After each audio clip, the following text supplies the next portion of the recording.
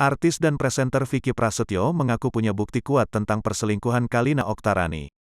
Bukti kuat yang dipegang Vicky Prasetyo adalah chatting mesra Kalina Oktarani dengan Ricky Miraza. Selain itu, ada juga data hotel. Kalina Oktarani baru-baru ini membantah dirinya berselingkuh dengan Ricky Miraza sebelum bercerai dari Vicky Prasetyo. Sementara Vicky Prasetyo yakin bahwa mantan istrinya berselingkuh, lantaran ia memiliki bukti data check-in Kalina Oktarani di suatu hotel. Kalau menurut aku, kalau ada data hotel itu kan data akurat, bukan bikinan. Tinggal kembali ke hati masing-masing.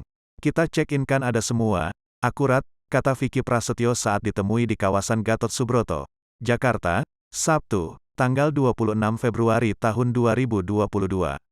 Vicky Prasetyo menjelaskan bahwa dirinya memiliki bukti chatting mesra antara Kalina dengan Ricky Miraza di aplikasi WhatsApp. Kan ada bahasa di situ. Sayang kamu bawain baju-baju ya, masa kayak gitu podcast, gimana sih ngundang podcast begitu? Tapi udahlah masing-masing aja, jelas Vicky Prasetyo. Meski saat ini Vicky Prasetyo tengah berseteru dengan Kalina, rupanya pria yang akrab disapa Gladiator ini hubungannya akur dengan mantan mertua.